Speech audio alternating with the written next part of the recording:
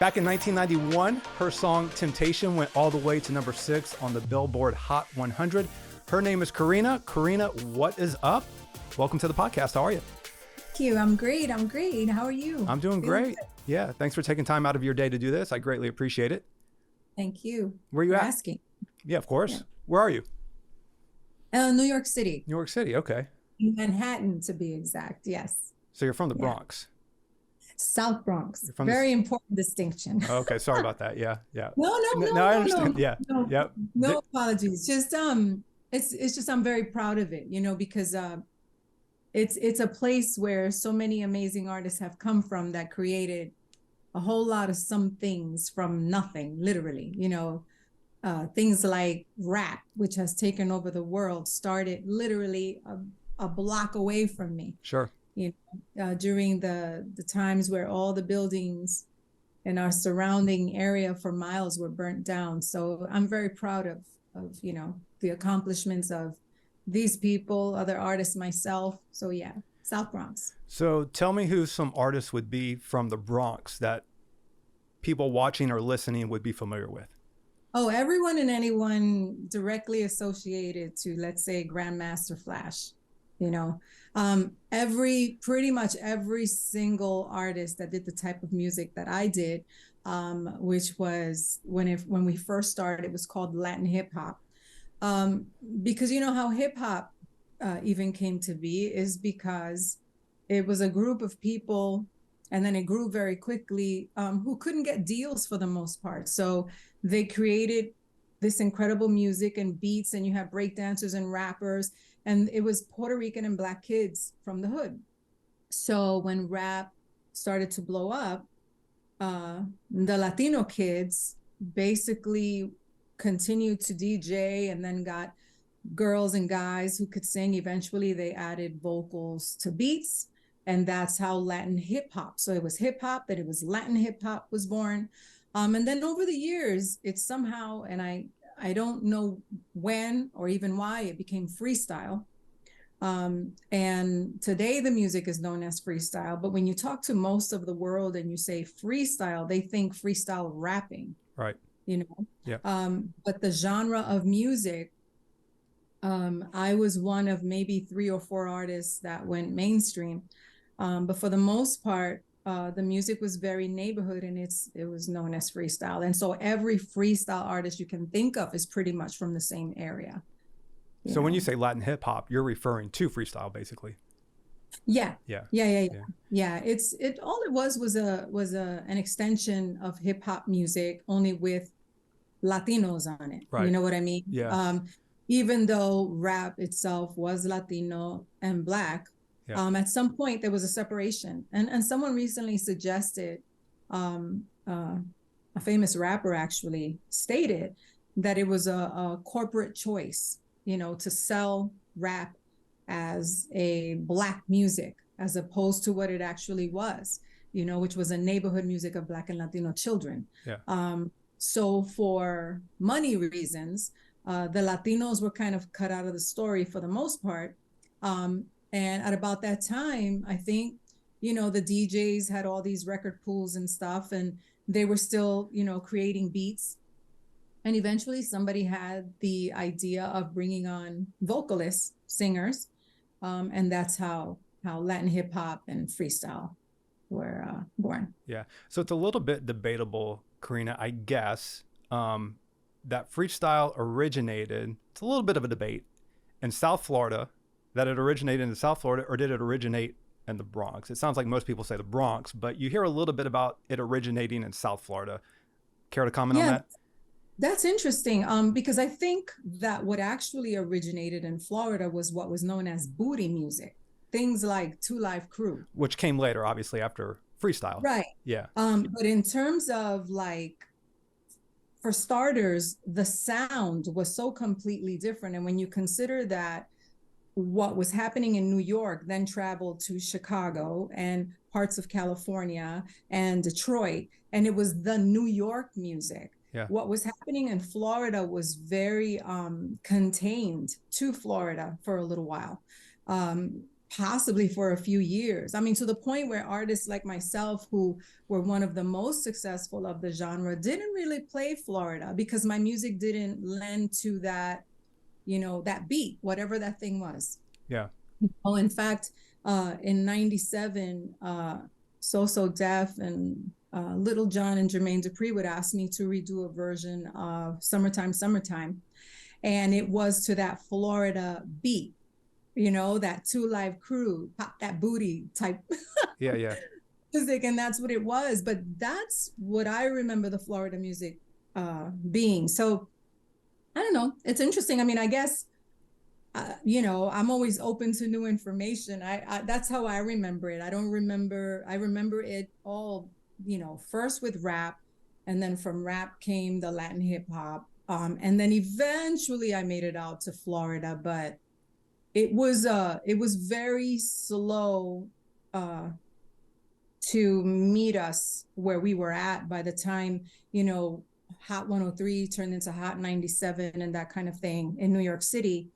That being the station that first played us. It was a tiny station, and nobody was playing our music. And I think a few college radio stations were. And then this station was trying to get listeners, and the Latinos from the community, for some reason, migrated toward it. And so they started catering to the Latinos in, all of New York City. And then eventually they started asking us to perform for them, and they started doing things called Hot Night. And it was kind of like it caught fire right after that, because it would, within about 2 years, it would become Hot 97. And then it became a P1 station, at which point, it went top 40. And of the possibly 50, 60 artists that were responsible for helping put them on the map, 4 maybe were being played, because they dropped everyone because they weren't top 40. And only the ones that had gone mainstream, like myself and George Lamont, Sapphire, Sweet Sensation, were the only ones, to cross over to Hot 97 when that whole thing happened. It was kind of a bloodbath, so to speak, because these people who worked all the time suddenly couldn't work, and for a few years. Yeah. Because of the change. It was the only station, and playing the music, and the stations in Chicago and Detroit that were playing it played as of what would you call it? It was like whatever Hot 103 played, they played. What year is this that you're referring to? 91. I think Freestyle was officially crushed, I would say, by the industry end of 90. By 90, Hot 103 became Hot 97. And overnight, none of the records were playing on the radio station. They had promised that that wouldn't happen, but it did. And I mean, and it's a business, right? They went top 40. So, and at which point I released Temptation in March of 91, I guess. And they played it.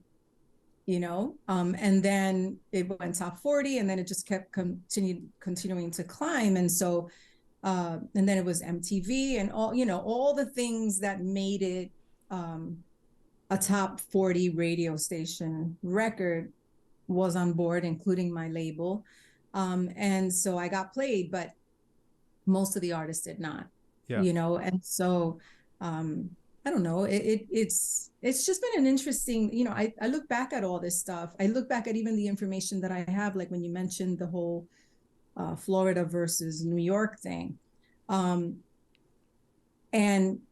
I only know what I know based on where I was at the time. I'd be very interested in talking to someone who has their own version of what the music was for them then. But it was, in fact, you saying that was the first time I ever heard anyone say that in all my years. So that's interesting.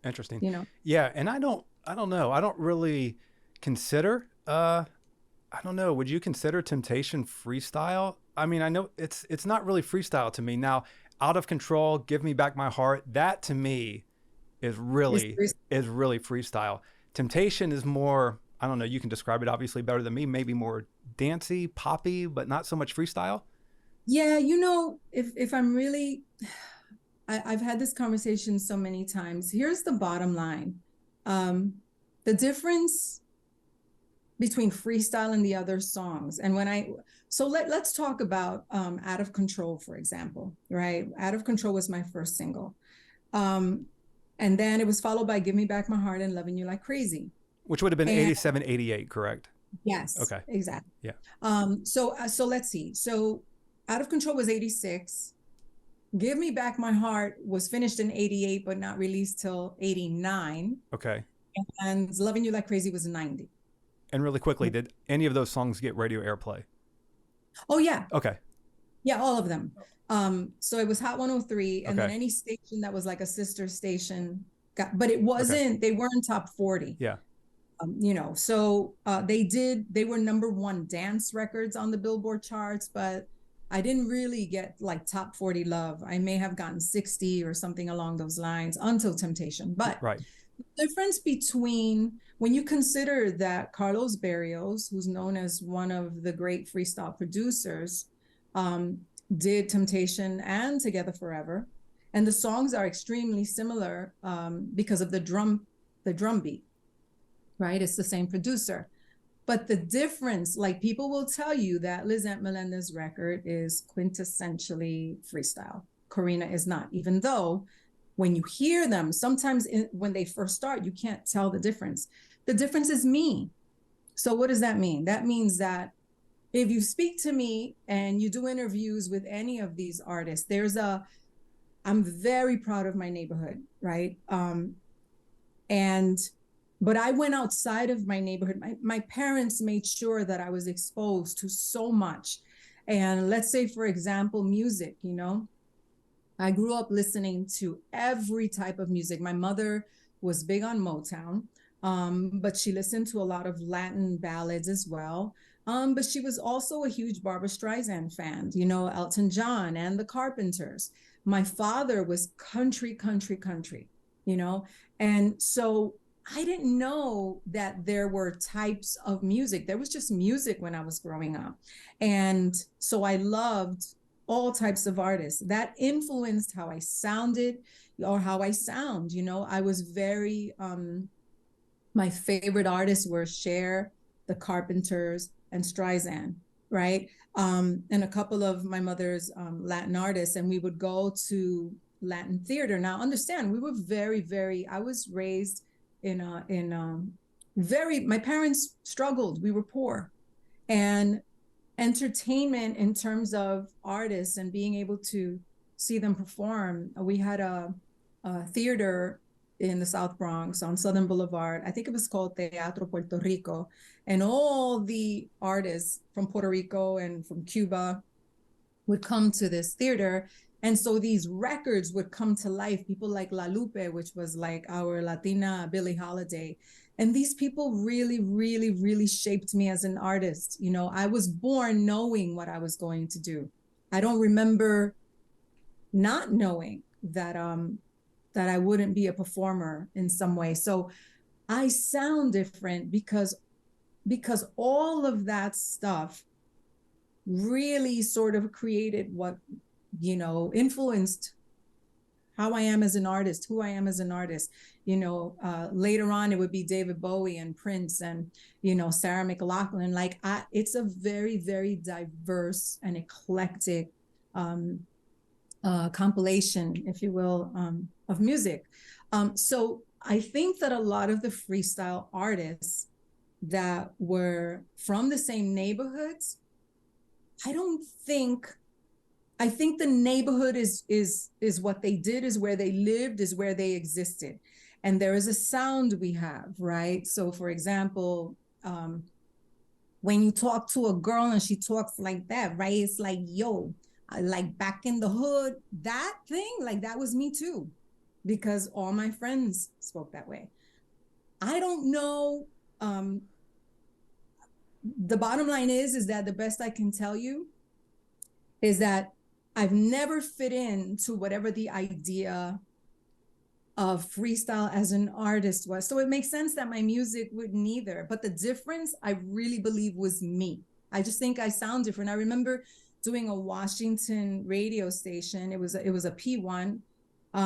It was like a Z100 of Washington, and I was waiting in the hallway with Lenny Kravitz, right?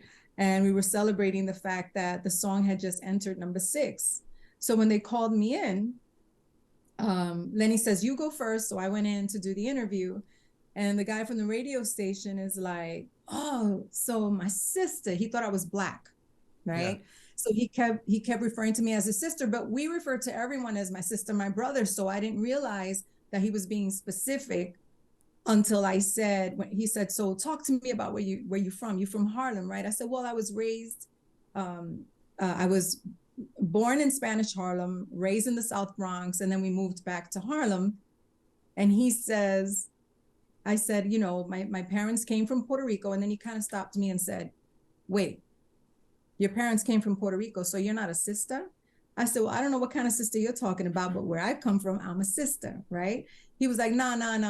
I mean, black." I said, "Well, I'm a third African. Yeah, I'm Puerto Rican." And again, he says, "Nah, that's not what I'm talking about." Yeah. And then he says, "That's so funny because we got another record that sounded just like yours, but we didn't choose it because the girl sounded too Puerto Rican from around the way. That would be the Together Forever Lizette Melendez." Oh, wow. Yeah. So that just kind of encompasses what I was trying to say. I think the difference is tonality and sound. I sound different. And so I think that at the time I was probably friendlier to the mainstream ear in terms of labels, you know, in terms of the market. It was like, because they used to say to me when I was younger, when I was 15 and recording, they'd say, "What do we do with a little girl that's brown but sounds like Karen Carpenter?" Because that's what my voice did then. And I'm like, I sing. Like, what is the big deal if the song is good? But sure, they needed to be able to box me. And so I needed to know how to sing in Spanish. And then they would maybe get me a Spanish, a Latin record deal. I'm like, but that's not what I do. I was born and raised in New York. It's really interesting. Who discovered you? Who discovered me? I don't know. I did a lot of talent contests. Okay. And then I did beauty contests, thanks to my mom. And then I was working with several producers, and I had a photographer boyfriend who went to a party one night and met Carlos Berrios. He was a very young DJ at Lemoore East. And he said, "I've got this girl that sings. She's been singing for years, but we're trying to get her a deal." And by then I was sitting with Atlantic Records and RCA at the time.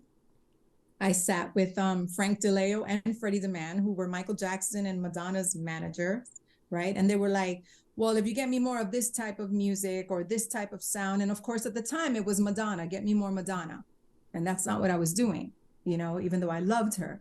I don't know. And then I met Carlos. I did a vocal to a song. I asked him if I could rewrite it. That would become Out of Control. And without talking to me about it, he sold the song to the small label, which was Cutting Records. And next thing I know, I'm on Cutting Records. And that's just how it happened. I had my sights set on a major label because I understood that I was going to need a machine behind me, because I don't know that America at the time was ready for a little brown girl that sounded like I did. And that's a fact. And I would, I dealt with a lot of racism and prejudice. And I've lived like 1,000 lives in this lifetime, And so during that time period, I was a little Latina girl from around the way doing pop dance music, and they were like, "What do we do with that?" They really didn't know. And so I wound up on the independent, and that could have been good. Corina, what do you think about that Out of Control video? Looking back on it now. It's funny because people love it. And when I look at it, I'm like, there are parts of it I love. Like, what was the budget? What was the budget for that video? $5,000. $1,000. And that included like airline tickets and hotel. That's great. So yeah, so the video itself was like, I don't know, $800. Wow. And they were like NYU students of film that shot it. They were very sweet. But oh my God, it's there are parts of it that are so great. The horse, the beach, right? The old San Juan with the dancing in the street. I kept thinking I was going to get ran over by a car kind of thing. But when I look at it, I get a little bit like, you know, it's bad. It's total 80s, that's for sure. Yes. It's total 80s. Was that shot in Puerto Rico? Yeah. It was. Okay. Gotcha. Yes. Gotcha. That's San great. Juan and I think Luquillo Beach, San Juan, old San Juan and Luquillo Beach. Yeah. Yeah. So Temptation, back in 1991, Atco Records, right? So who was Atco Records? Derek Shulman. So Atco Records was under the umbrella of Atlantic Records. Okay. And Derek Shulman was the president, and he loved me. I had 3 offers on the table, and the Atco Records offer was not the biggest, but it was the best in terms of artist development. And I loved him. He was, you know, he greenlit me, and we were on tour. It just got crazy very quickly. And then he gets replaced by Sylvia Rome, who was known for, among many amazing artists, En Vogue. So they gave her East West Records and Atco, and they combined them, at which point everyone was getting dropped all over the place. She kept me, but now her sights were set on turning me into an R&B artist. And I said, no. Yeah. And that was kind of like why I went away, because it became very difficult to get a deal after that, because she was very powerful, and I didn't want to do an R&B record. Yeah. And kind of, you know, you couldn't really say no. And like I said, I was a little brown girl saying no to a lot of money because it felt like I was taking somebody else's place, possibly. I didn't do R&B. You know, I love what I do. I love R&B music. I'm not an R&B singer. Like, that's just not what I do. Yeah. And again, Temptation goes to number 6 in 1991. Corina, I know it's a pretty deep story, but can you kind of summarize, and I know it's a crazy story, can you kind of summarize the Temptation story behind that song? So let me just put it all in a circle by saying there was a lawsuit related to the song. Basically, I went on an audition for Temptation back in 1984, right? The song wouldn't come out till 91. So back in 1984, I went on an audition. They need a vocalist. The name of the song is Reality. I'm a writer. Can I rewrite it? Because the story was terrible. And I did. It became Temptation. We renamed it. We changed the melody for the most part. It had the regular verse melody, whatever. It will go on 6-7 years later to be a huge record. Everyone at Cutting and the producer, Carlos, everyone knew that there had been another version of the song with another girl. I wanted to find her because she should have gotten some sort of credit. She didn't. I'm the one she came after. In the end, she and I became the only writers of the song. Everyone else gave up their rights. The song itself, her song was about someone I think she was trying to hold on to. In reality, my song became about a relationship that I was in, which was someone I was trying to get away from and didn't know how. And basically, I made it about leaving him because I was interested in someone else, which wasn't true, but, you know, it's all creative license. And so people, I think it did really well because the very first line is, there's something I think you should know. I don't think I'll be needing you anymore. And people are like, oh my God, like, I wish I could say that. And the song just blew up. And I was on a tour of VH1 MTV. And it was truly one of the greatest experiences. But it was how I kind of imagined it should have been, my entire career should have been. Like, I was really set up to just work. And that song was the song to stick initially. And then the Sylvia Rome thing happened. And was that song one of the cases where the song comes out, it blows up, now you're forced and you're hurried to make a video. Was that the case with that song? Oh yeah, definitely. Because Cutting Records,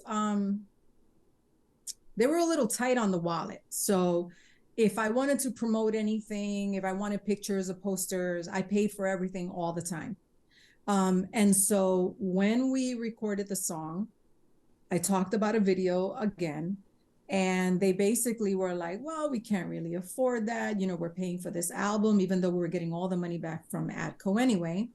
And yeah, so once the song hit top 40, in fact, it was probably right before it hit top 40 that Derek Shulman was like, we need a video yesterday.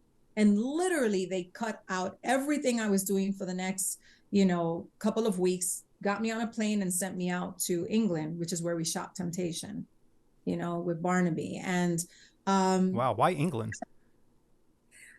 because they wanted a video that looked really expensive that they could get for like $100,000. Wow. Which, while that was a lot of money for an artist that had done a $5,000 video, yeah, it was.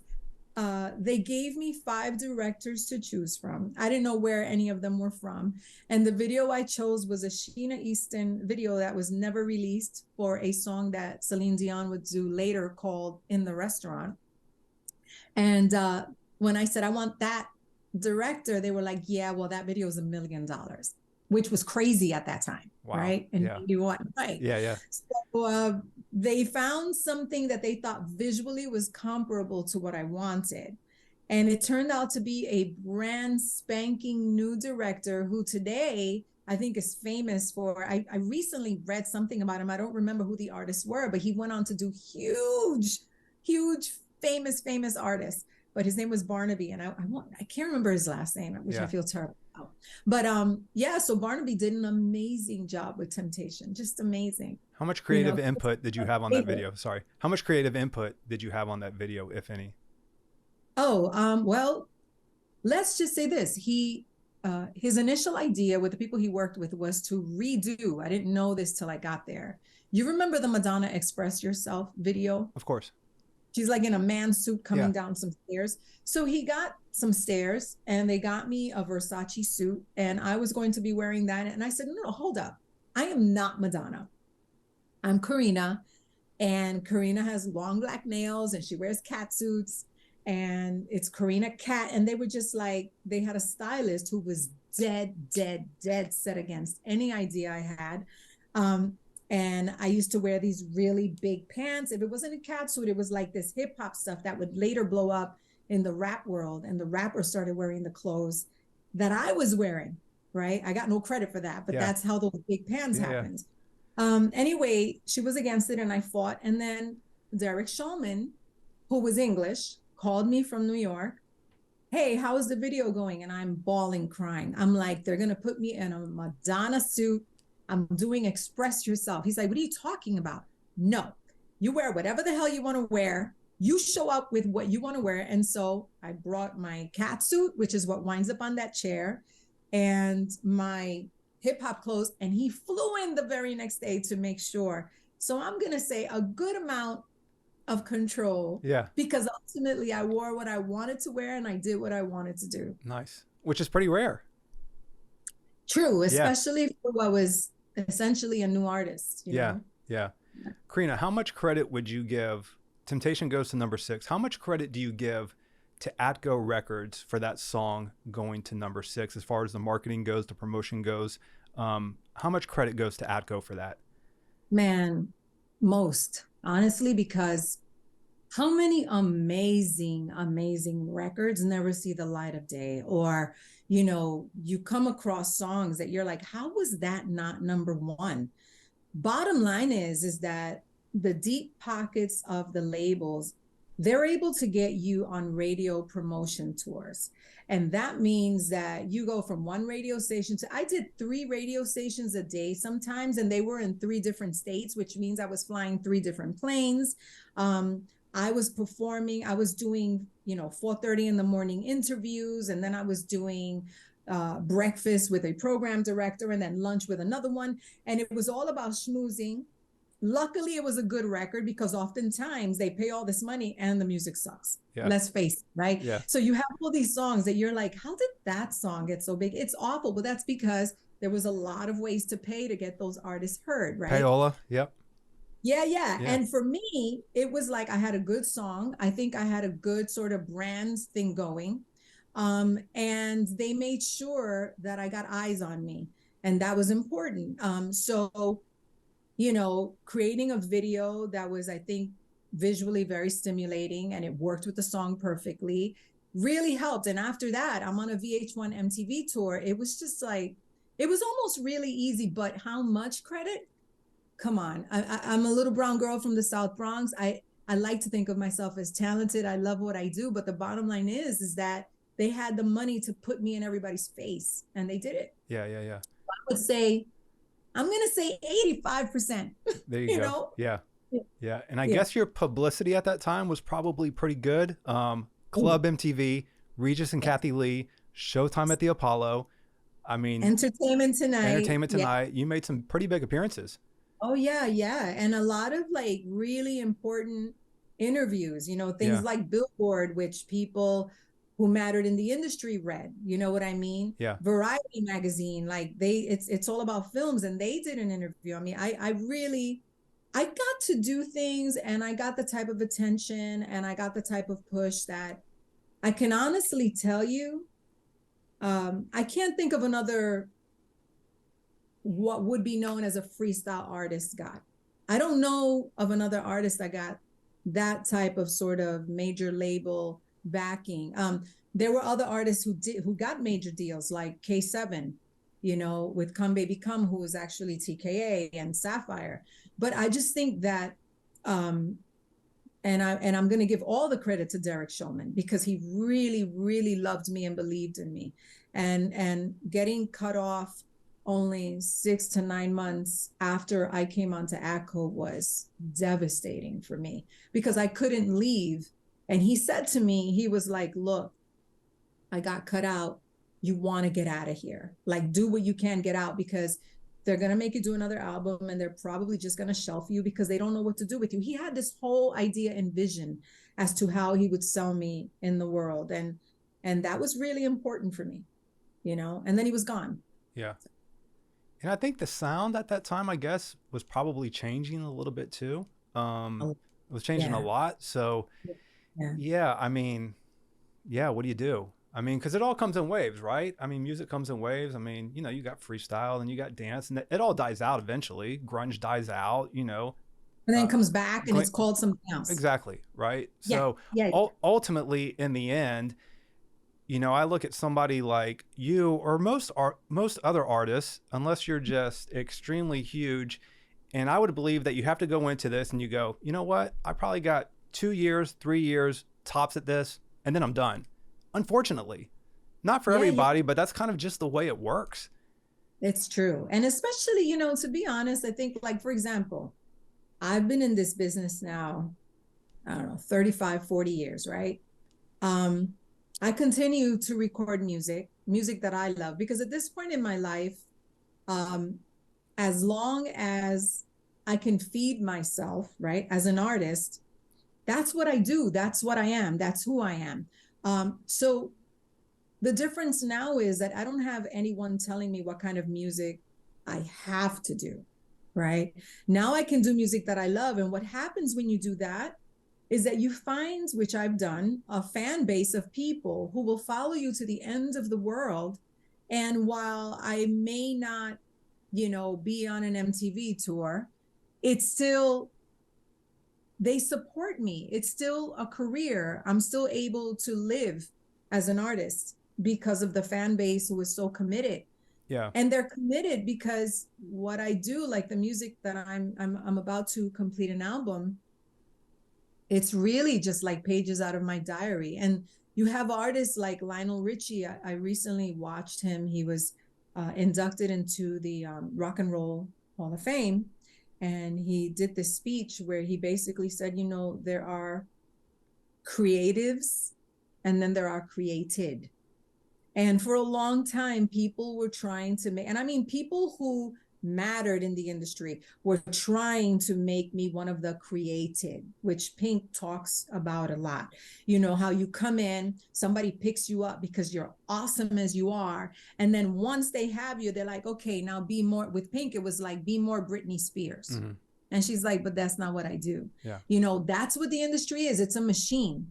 So you have to figure out if you're an artist. And by that, I mean, I live and breathe my work. You know, I've done other things to survive, to eat over the many years, but my music, my writing, it's who I am, right? So I have to figure out a way to make money doing that. For sure. And I got lucky because I had success at one point. So there's still people that say, where is she? What, oh my God, she's still doing music. Oh, she's going to be at this place. Let's go check her out, you know, kind of thing. But you're right. It is people that get into this business.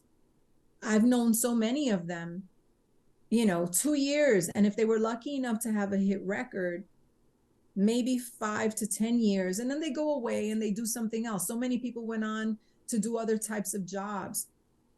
That just wasn't an option for me. I had to figure out how to survive and feed myself doing art, because that's what I've done since I was a kid, you know? Yeah. And even to circle back around to what you had said about some of the appearances that you made, you know, Club MTV and, you know, Showtime at the Apollo. You're right. Mm-hmm. I mean, I think as far as that genre goes, I can't think of anybody at that time, or even, you know, maybe even after you, that made those appearances. I mean, I don't even think Stevie B, you know, made those types of appearances, and he had a #1 song, you know, with, it was like in the, if I'm not mistaken, it was in the Postman. That's right? That's correct. Yeah. But you know, oh my God, you know, this is a terrible story, but I'll share it briefly. I was made the godmother of the Puerto Rican Day Parade, right? Which was a huge honor. It just meant that some committee got together and said, this is a Puerto Rican girl. She's succeeded. So let's put her on a float. Let's make her the godmother of the parade so we can all celebrate her together along with the Puerto Rican culture, which was amazing and wonderful. So at the time, I think it was Channel 11. There was a woman doing the interviews, and she was not Latina. And when she saw me, she said, before I even spoke, she was like, oh, you're Corina, right? Okay. So I'm not going to ask you, just like this, I'm not going to ask you any difficult questions. You can just nod. You know, the questions are going to be very simple. And I thought, right? That's how the industry saw these little brown children who didn't necessarily speak Spanish, because we were born and raised in New York City, right? Yeah. But we were seen as this other thing that no one knew what to do with. And then, like I said, we didn't really speak Spanish. So here I am. It's English TV. Before she's even spoken to me, she's decided that I'm not that bright. And so she asks one question and she goes, so are you excited to be here today? And she's nodding. And I go into this whole monologue about the pride of my people in New York City and what it means, and my parents, and they came here and I was born here, the whole thing. And when I was done, she just asked one question. I spoke. She's like, oh my goodness, that was amazing and wonderful. Thank you. Now she shuts off the camera and she says, I'm so sorry. She says, you know, you're so, what was the word she used? Articulate. Yes. It's just that you were so articulate. At the time, I was like 27. So I said, articulate for what? Right. Like a baboon? Right. I'm 27 years old. Yeah, you're a grown woman. Right. Yeah. You know, and she just said, well, then she felt so ashamed that she said, look, if I'm really honest with you, everyone I spoke to before you, every other word was, you know what I'm saying? You know what I'm saying, right? You know what I'm saying? Because, and I was like, I do get it, but you shouldn't assume. Like, you should have at least had a conversation with me. Of course. You know what I mean? Yeah, for sure. I don't even know what the point was telling you that story, other than we were talking about Stevie B and the exposure that I got. And I got to do a lot of things that I didn't fit into the whole freestyle group then, but I didn't fit into my neighborhoods either. And it was primarily because my parents made sure that I was exposed to so much. So when I came back, there was a lot of stuff I couldn't talk about because they couldn't relate. I have always felt that way in the freestyle world amongst the artists. There were two or three artists. I mean, and there's some brilliant, people like George Lamont and Sapphire, K7. These are like my brothers and my sisters, and they got to do a lot of amazing, wonderful things thanks to this neighborhood music.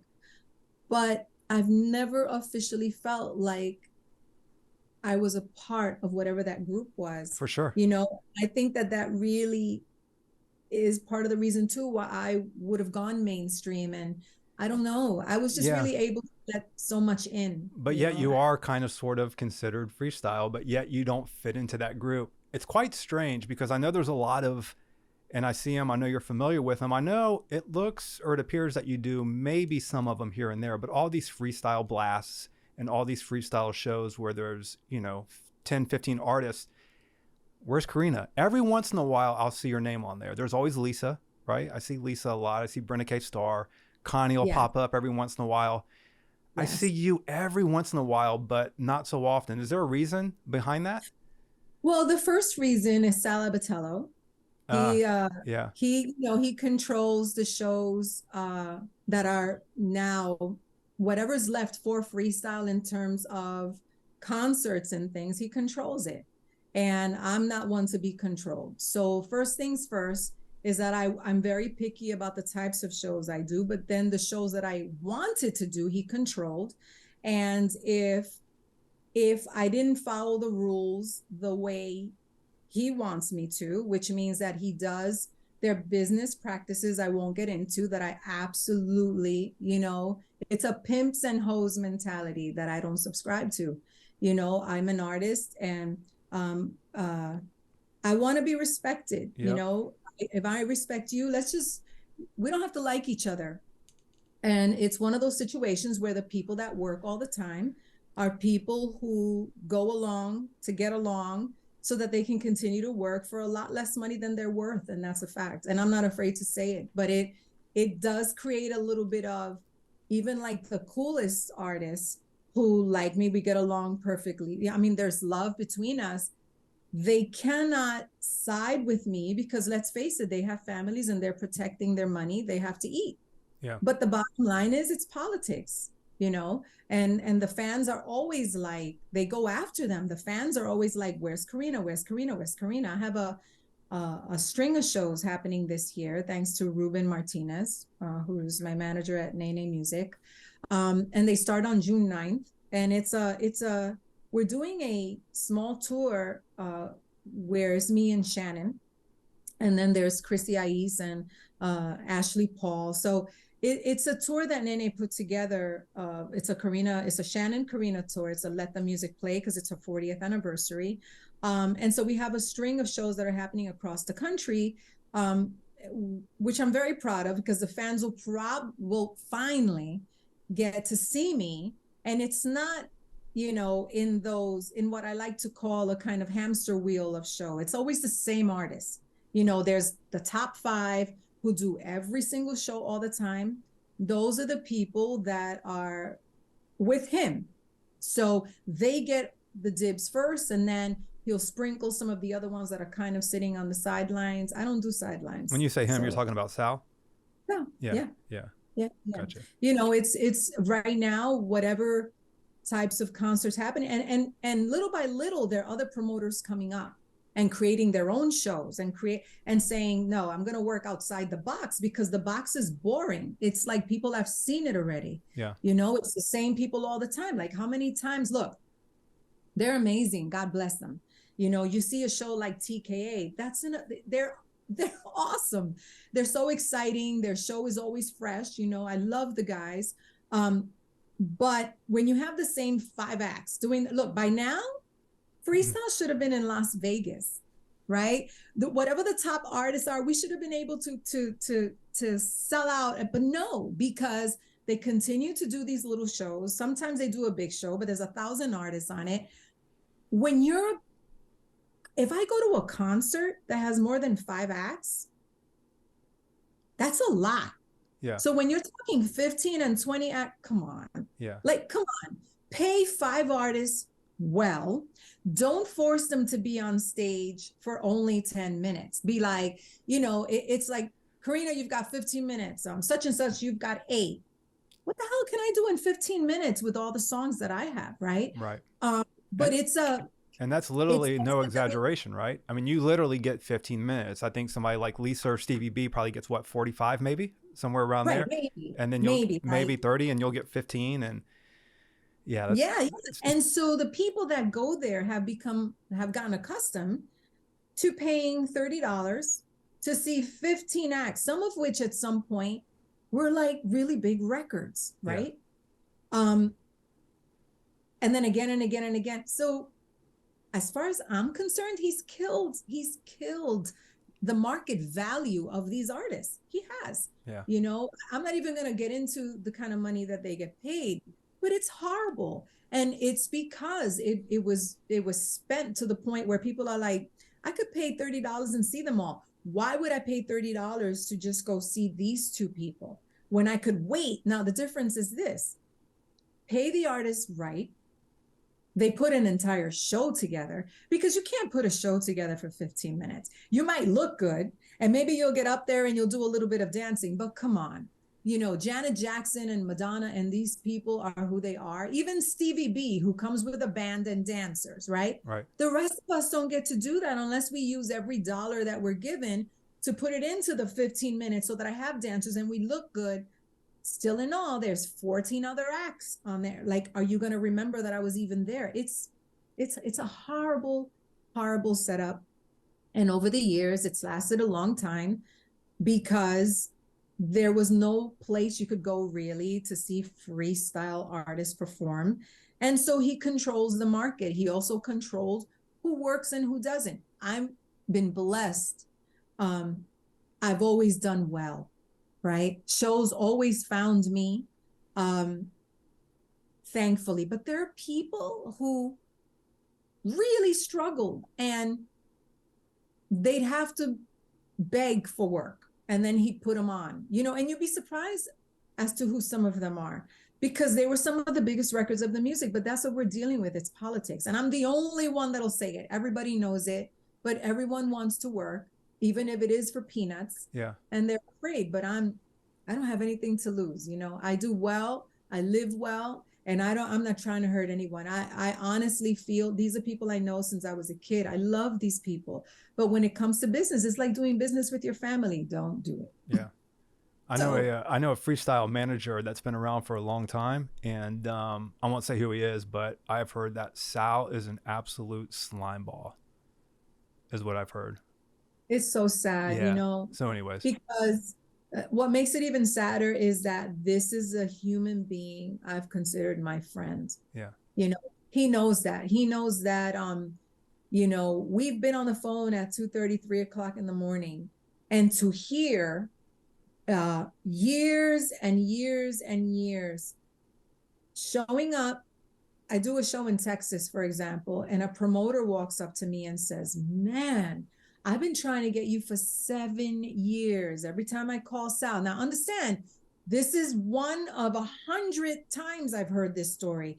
People everywhere saying, every time I call him, he says, you're not working because I don't want to work, or you're already booked. Take this artist instead. And he always drops in, and I won't name what artist is. It's a female that's very close to him. He puts her in. Every time they would call for me, they would say, the promoters would be like, I called and he said, take this one instead. And I'm like, that's interesting. Yeah. And time and again, and I would call him because I'm not going to talk about something that I would never go toe to toe with you on. I'm going to call you and say, hey, this is the 5th time I hear this now. And he would swear. And then he'd say, tell me who said it. The only reason for that is so that he can stop them from working as well. Sure. Because he has because it's changing, a pretty good chokehold on the genre. Yeah. And for all intents and purposes, he takes a lot of credit for the music. And let's face it, he was there from the very beginning. He goes all the way back to rap. He was very important to the music. I would never take that from him. Wouldn't even take from him the fact he had the cover girls. He's done incredible stuff.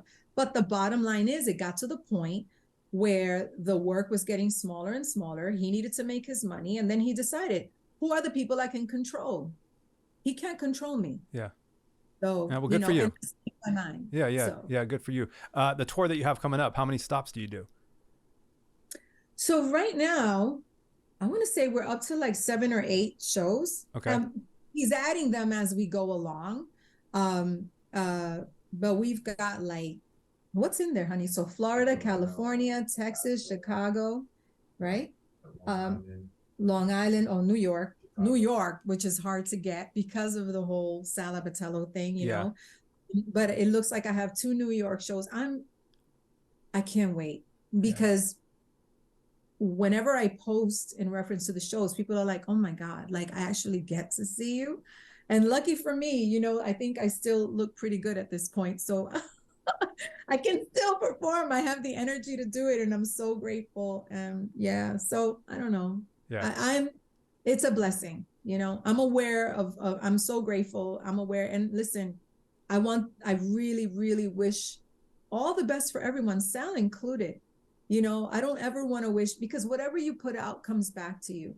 But when someone is doing something that is underhanded, disgraceful, or even it's illegal to try to stop people from eating, it's just, you know, it's a type of blackballing.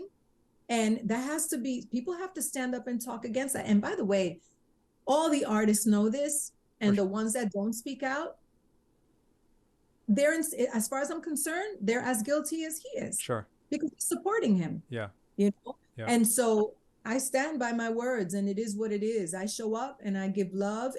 But when something this went on for a long time, and I finally spoke on it like 2 years ago. I did a live video and I said, that's it, I'm done. Yeah.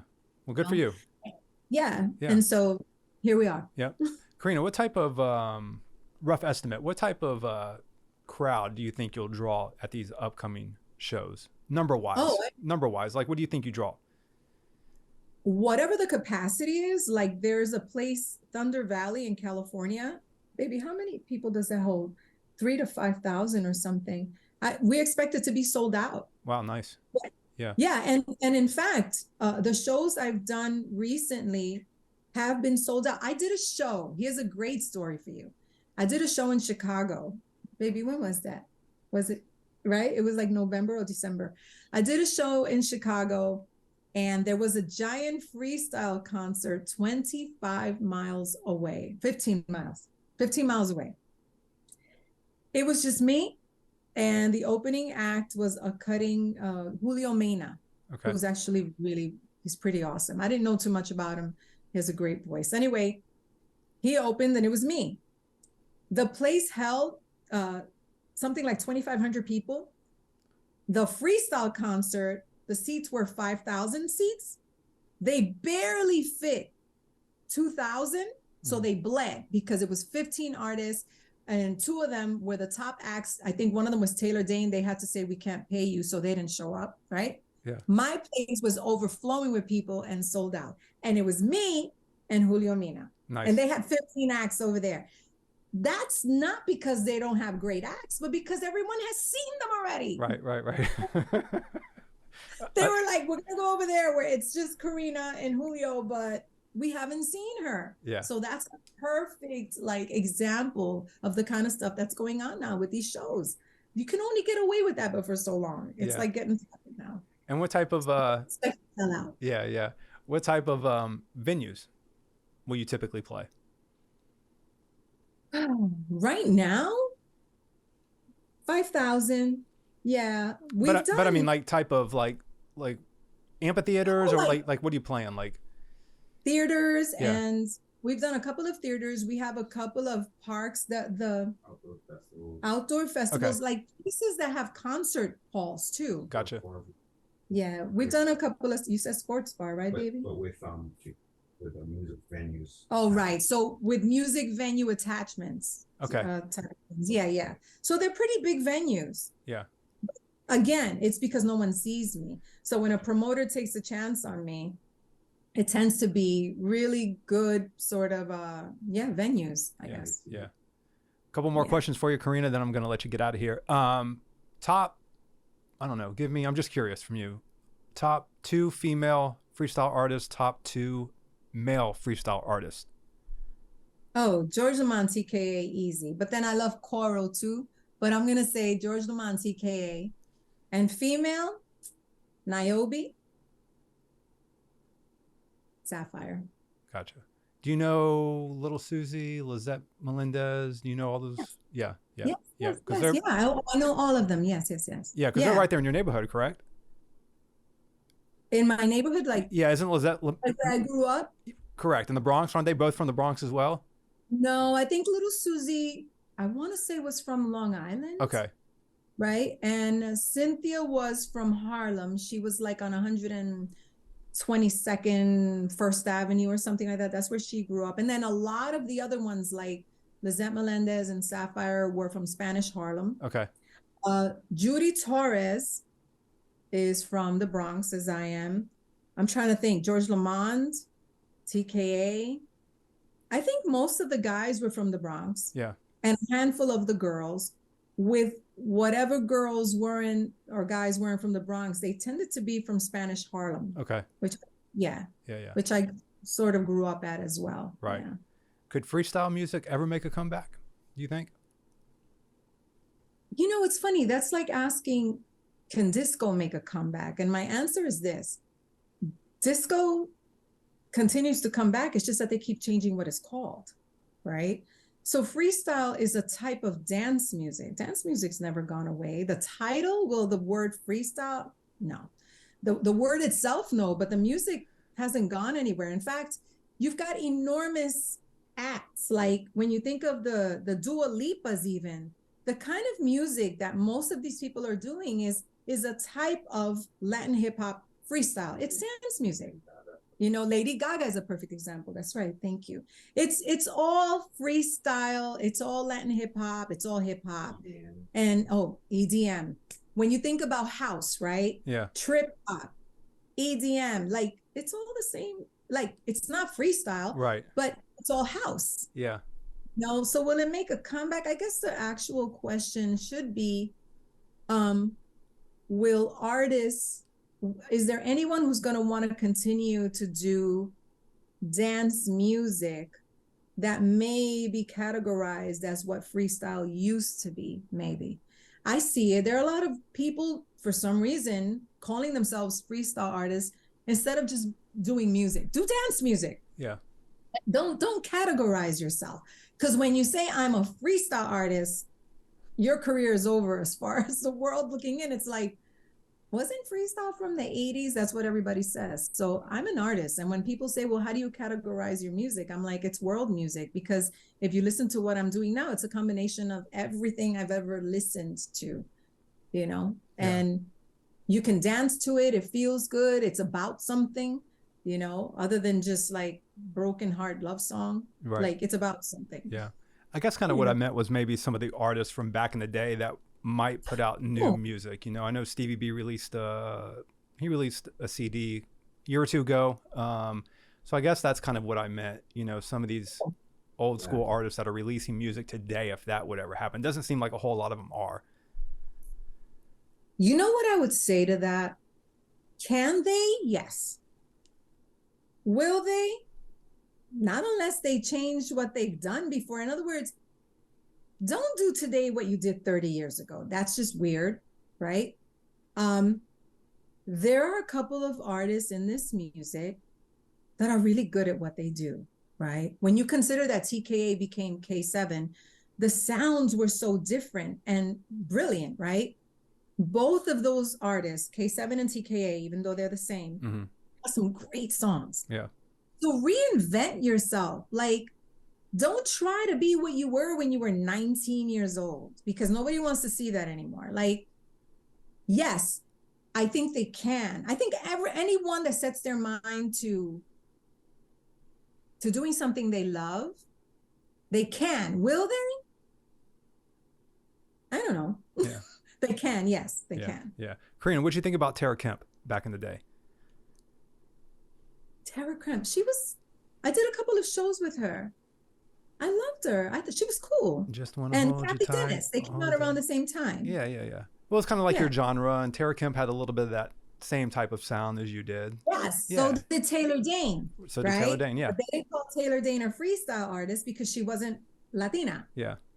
You know, the Tell It to My Heart, come on. Right. It's like Give Me Back My Heart. It's like any of those songs. Yeah. But if you were not brown, you could go mainstream faster. You know what I mean? Yeah. In fact, you know why I got on MTV? Because they thought I was a light-skinned Black girl. They were kind of like ready for a Halle Berry at the time. And then it turns out, surprise, I'm a little Latin girl from the South Bronx. And it was like, wait, what? You don't sound like a little Latin girl from the South Bronx, whatever. That's crazy that played that much of a role back in the day. Oh my God. The way that you're describing it is crazy to me. I mean, it was really that hardcore. Wild. Let me tell you. Yeah, that's wild. And it wasn't suggested racism. It was flat out racism. Yeah, sure. Flat out. We want to change your name. It's too Hispanic. I'm like, I'm Hispanic. Right. Yeah, but you know, mainstream America isn't ready. I'm like, we live everywhere across the country. Like, what are you talking about? Yeah, yeah. We spend a lot of money too, Sure. you know? Yeah. Crazy. But the people with the money control, you know, the story. So yeah. Totally understood. Corina, give me some plugs. Facebook pages, Instagrams, anything you got coming up. Yeah. Yeah, so I have an album coming out later this year. It looks like October, and it's called #Spanglish. As for my social media, it's The First Corina, Facebook, Instagram, all of it. My YouTube, The First Corina, so I'm easy to find. And I read all my own mail. So if you write to me and I don't get to you right away, it's because I'm one person answering like 1,000 people. But I read everything. I feel really blessed for the people that still follow me and support me. And I'm just looking forward to a lot of wonderful new beginnings with this new music. And there it is. Awesome. I love it. Yeah. Well, best of luck to you the rest of the way. Thank you. Yes. Thank you so much. This has been wonderful. I really appreciate you giving me your time and talking to me. Of course. Yeah. I appreciate you taking time out of your day to come on. And Corina, you've always kind of given me the Martika vibe for some reason. I'm not sure why. Do you see it or no? Really? A little bit. Yeah. A little bit. No, not feeling it. Maybe it was from the Temptation. Maybe it was from the Temptation video back in the day with the hair. Maybe it was the short hair. Maybe. That kind of. That's right. She had the. She did. Yeah. Yeah. Oh. So anyways. Yeah. But anyways, well, cool. Best of luck the rest of the way. I certainly appreciate your time, and thanks for coming on again. Thank you so much. Thank you, love. Bye-bye. See you. Bye.